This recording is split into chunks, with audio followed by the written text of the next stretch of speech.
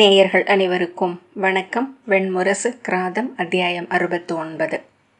சண்டன் நீராடி எழுந்து சடைத்திரிகளை தன் தோள் மேல் விரித்து கைகளால் ஒவ்வொரு சரடாக எடுத்து ஈரம் போக உதறி பின்னுக்கு எறிந்தபடி நடந்தான்.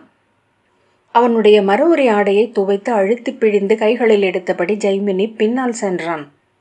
சுமுந்துவும் வைசம்பாயனனும் பைலனும் தங்கள் ஆடைகளை பிழிந்தபடி பின்தொடர்ந்தனர். ஒவ்வொருவரும் தங்கள் அகத்தே அவன் சொற்களையே மீண்டும் மீண்டும் கேட்டுக்கொண்டிருந்தனர். ஏதோ ஒரு கணத்தில் பைலன் இனி அங்கு ஒரு நாளும் தங்கியிருக்க முடியாதென்று உணர்ந்தான்.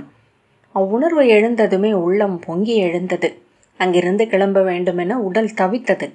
அங்கு தங்கும் ஒவ்வொரு நாளும் சென்றடையும் இலக்கு அகன்று போகிறது. பின்னர் தோன்றியது, அக்கணம் வரை இலக்கென்று ஏதும் இருக்கவே இல்லை என்று. அது பிறர் அறியாத தனிமையில் வருடி மகிழும் ஓர் இனிய கற்பனையாகவே இருந்தது. இங்கிருந்தோ ஒரு ஆசிரியன் எழுந்து வந்து அவன் தலையை தொட்டு வாழ்த்தி தன் சொல் வளையத்திற்குள் எடுத்துக்கொள்கிறான். வான் நிறைந்த நீராவி குளிர்காலத்தில் பனித்து சொட்டாவது போல மெய்மை திரண்டு எழும் ஒரு மனிதர்.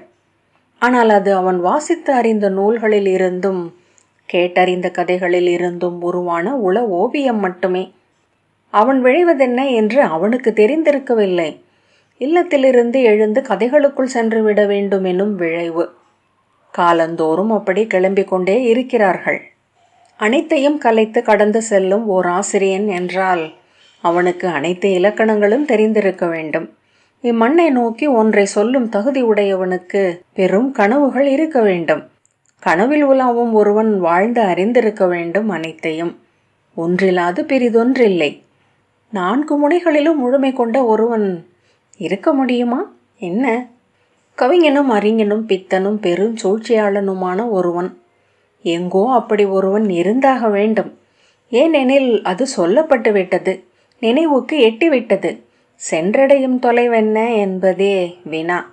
சண்டன் சொன்ன அனைத்தும் மறுசொல்லில்லாத உண்மை என்று உறுதி கொண்டது உள்ளம்.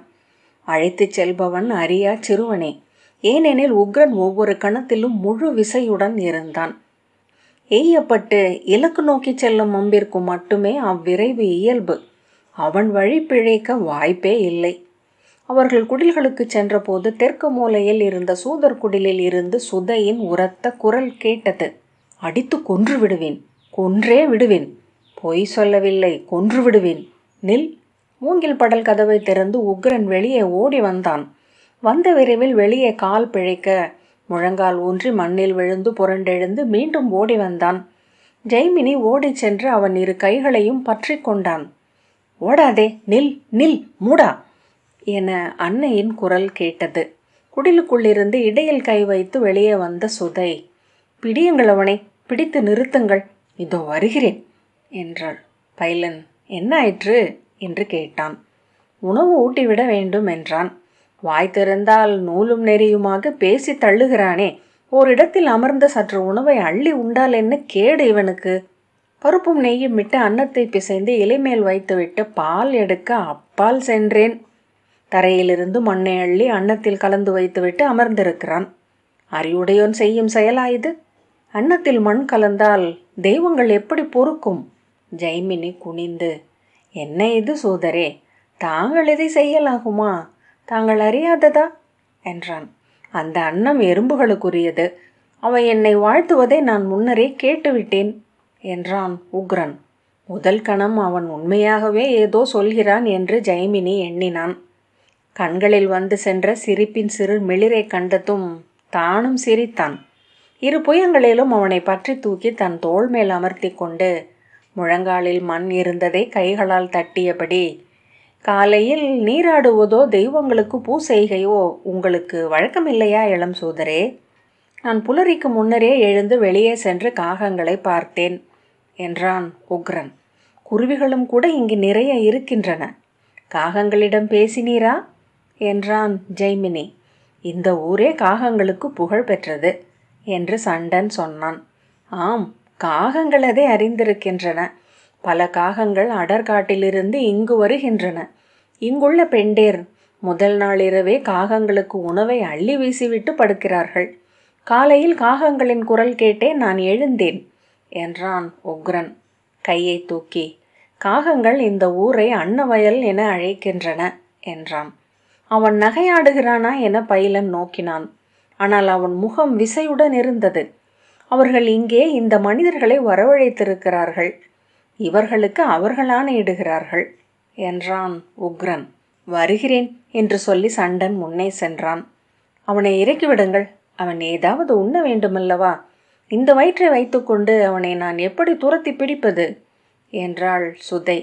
நன்று விரலியே, நாங்களே இவனுக்கு ஏதாவது வேள்வி அன்னத்தை ஊட்டி விடுகிறோம் என்று வைசம்பாயனன் சொன்னான். நீங்கள் ஓய்வெடுங்கள் என்றான் சுமந்து. இத்தனை சிறிய உடலை வைத்துக்கொண்டு இவ்வளவு சொற்களை எங்கிருந்து எடுக்கிறான் என்றே எனக்கு புரியவில்லை. சொல்லெடுத்தே உள் ஒழிந்து ஒரு நாள் சருகாக உதிர்வான் மூடன் என்று முணுமுணுத்தபடி உள்ளே சென்றாள் சுதை.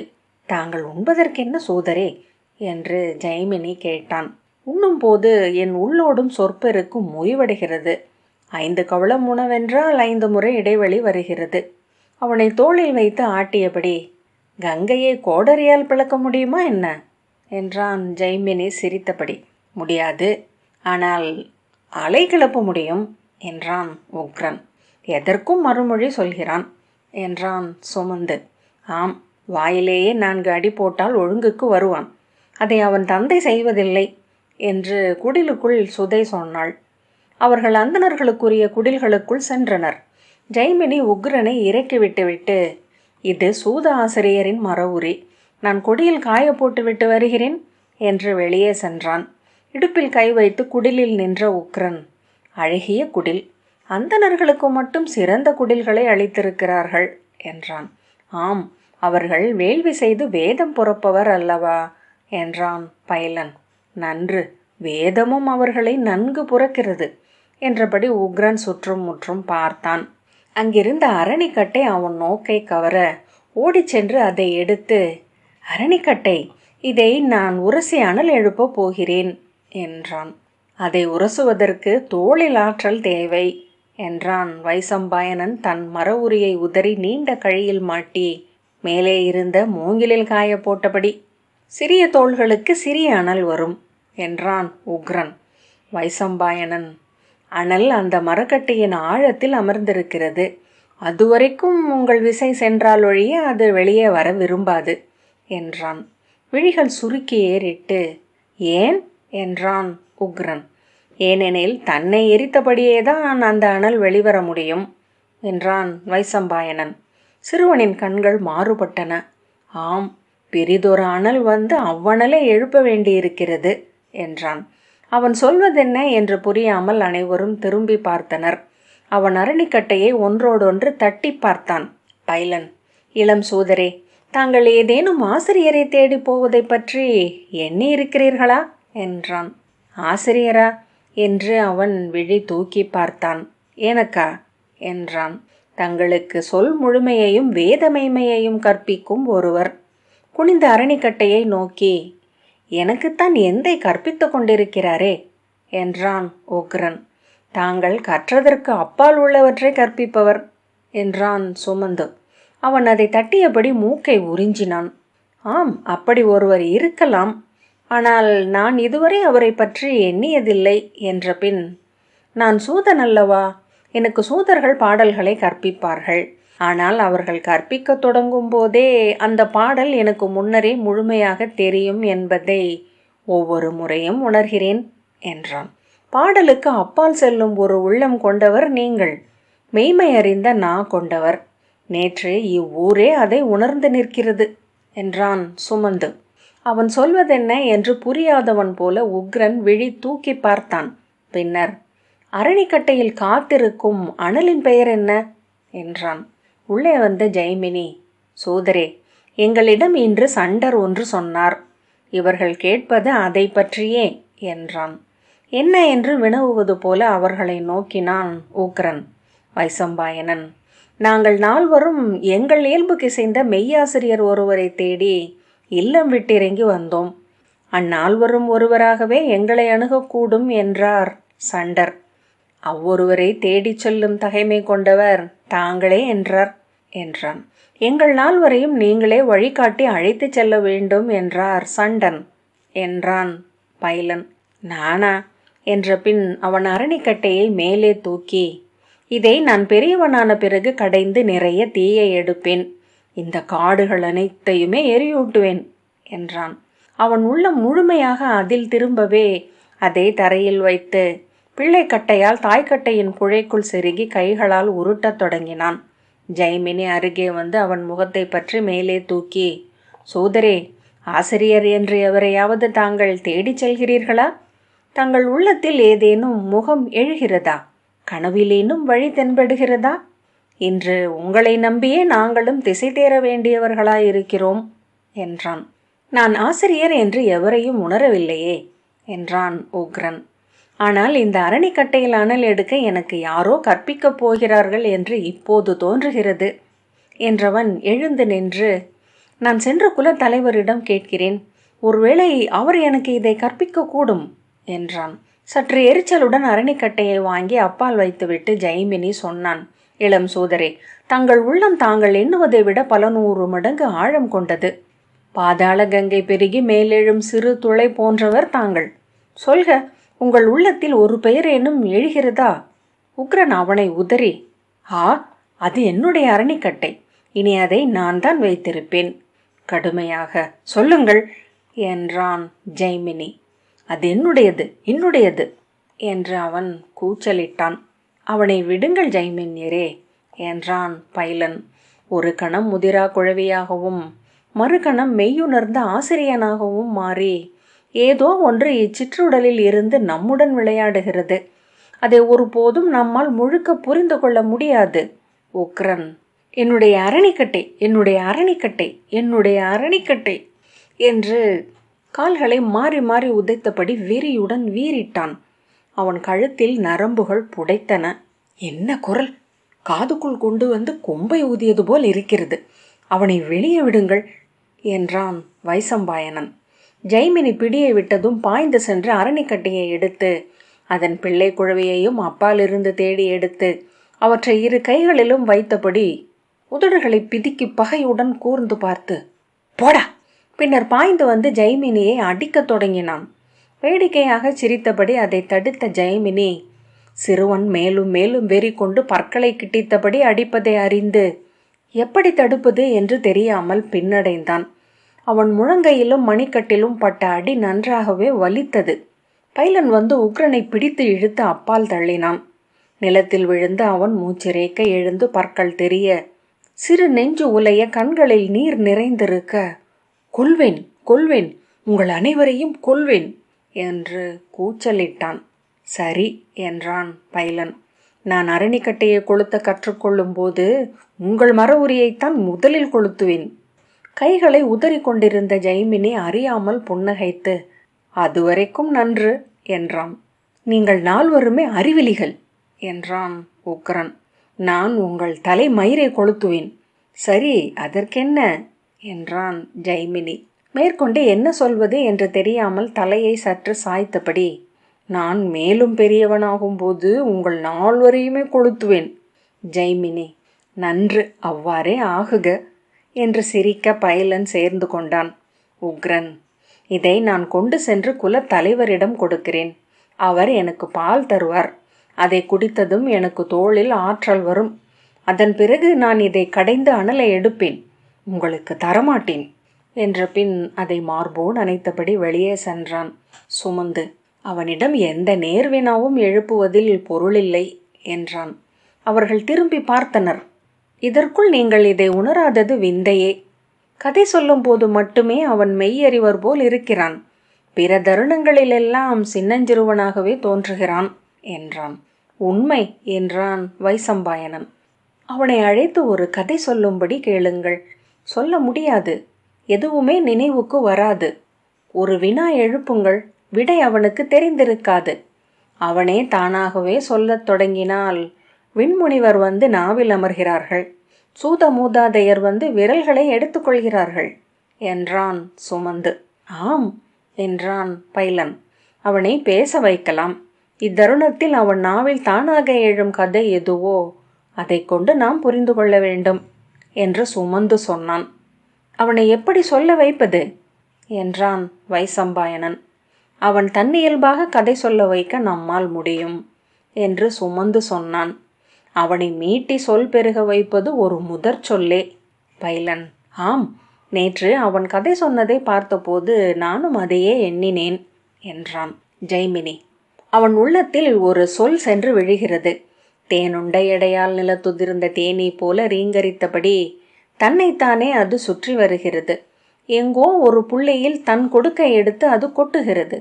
அக்கணத்தில் அவனிடம் இருந்து அவன் கொண்டிருக்கும் அச்சிறுவனின் உடலும் உள்ளமும் மறைகின்றன. சொல்லென அவனுக்குள் குடியிருக்கும் தெய்வம் எழுகிறது. பிறகு அவன் சொல்வதெல்லாம் பெரிதொரு மொழி என்றான். அதைத்தான் நானும் உணர்கிறேன். அவனை ஊழத்தில் ஆழ்த்துவது நாம் பேசிக்கொண்டிருப்பதில் இருந்து எழும் ஒரு சொல். தற்செயலாகவே அது நிகழ்கிறது என்று சுமந்து சொன்னான். அச்சொல்லை எப்படி கண்டடைவது, எப்படி அவனிடம் அதை சேர்ப்பது என்றான் வைசம்பாயனன். நாம் பேசுவது எதையும் அவன் விழி செவி கொடுத்து கேட்பதில்லை. வேறு ஏதோ ஒன்றில் ஈடுபட்டு விளையாடி கொண்டல்லவா இருக்கிறான் என்றான் பைலன். ஆம், அவனிடமென ஒரு சொல்லும் நாம் சொல்லலாகாது. ஆனால் அவன் காதில் அச்சொல் இயல்பாக விழ வேண்டும். எச்சொல் அவனை மீட்டுகிறதென கண்டு கொண்டால் அதையே மீள மீள சொல்ல வேண்டும். இது ஒரு முயற்சிதான், பார்ப்போம் என்ற பின் சுமந்து எழுந்து வாயிலை நோக்கினான். மார்போடு அரணிக்கட்டைகளை அணைத்தபடி உக்ரன் வருவது தெரிந்தது. இங்குதான் வருகிறான் என்றான் சுமந்து. ஜெய்மினி: குலத்தலைவர் அரணிக்கட்டை பற்ற வைக்க கற்றுக் கொடுக்கவில்லை போலும் என்றான்.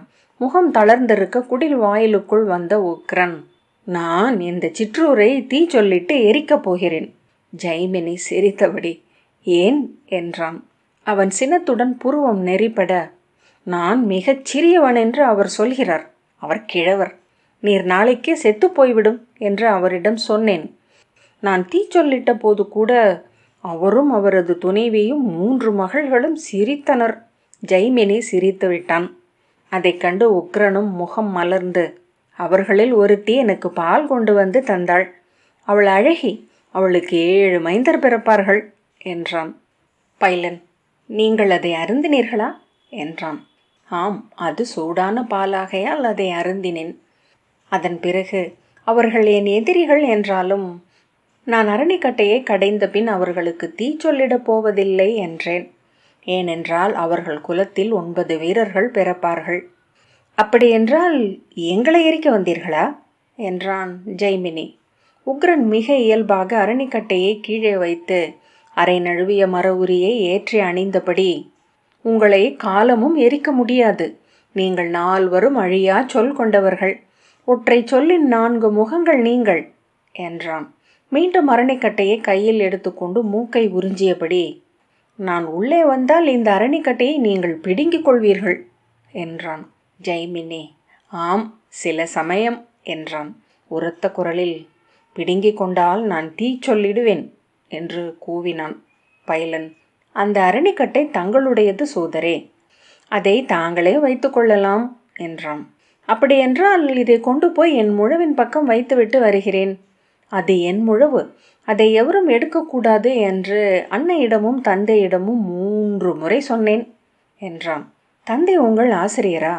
அவரை நீங்கள் நன்கு அறிவீர்களா என்றான் வைசம்பாயனன். அவன் அதை கேட்டதாக தெரியவில்லை. ஆசிரியர் என்றால் அவரை அடிமுடி காண வேண்டுமல்லவா? அவ்வாறு நீங்கள் அவரை கடந்து விட்டீர்களா என்று சுமந்து கேட்டான். ஆசிரியர் என்ற சொல் அவன் காதில் விழுந்ததா என ஒருவரை ஒருவர் விழிகளால் கேட்டுக்கொண்டனர். அவன் உள்ளே வந்து அரணிக்கட்டையை தரையில் வைத்து, எனக்கு இதைவிட பெரிய அரணிக்கட்டை வேண்டும், நான் அதன் மேல் ஏறி நின்று கடைவேன் என்றான். மீண்டும் இடையில் மர உரி நழுவியது. ஜெய்மினி முழந்தாளிட்டு அமர்ந்து அதை சரியாக கட்டினான். ஆசிரியனை நல்ல மாணவன்தான் முற்று அறிய முடியும் என்றான் பைலன். அவ்வளவு பெரிய அரணிக்கட்டை எனக்கு தேவை, அதன் அடிமுடி நான் காண்பேன் என்றான் உக்ரன். ஆனால் அரணிக்கட்டைகளை சிறுவர்களிடம் கொடுக்கக்கூடாது. நெருப்பு சிறுவர்களை நண்பர்களாக நினைத்துவிடும். ஜெய்மினி உடனே அவன் நெஞ்சில் விழுந்த சொல்லை அடையாளம் கண்டு கொண்டான். விழிகளால் பிறருக்கு குறிப்பு காட்டிய பின், அடிமுடி காண்பதற்கு பெயர்தான் கற்றல். அடியிலிருந்து முடிவரை ஒன்றை அறிந்த பின்னர் நாம் அதன் பகுதியாகிறோம் என்றான்.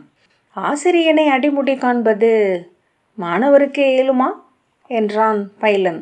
இவ்வளவு பெரிய அரணிக்கட்டை இதன் அடிமுடியை யார் காண முடியும்? இவ்வளவு பெரிய அரணிக்கட்டை, இதன் அடிமுடியை யார் காண முடியும் என்று வைசம்பாயனன் சொன்னான். ஏன் என்று உக்ரன் கேட்டான். இதற்குள் அனல் இருக்கிறதே, அனலின் அடிமுடி காண்பதே எளிதா என்ன என்றான் பைலன்.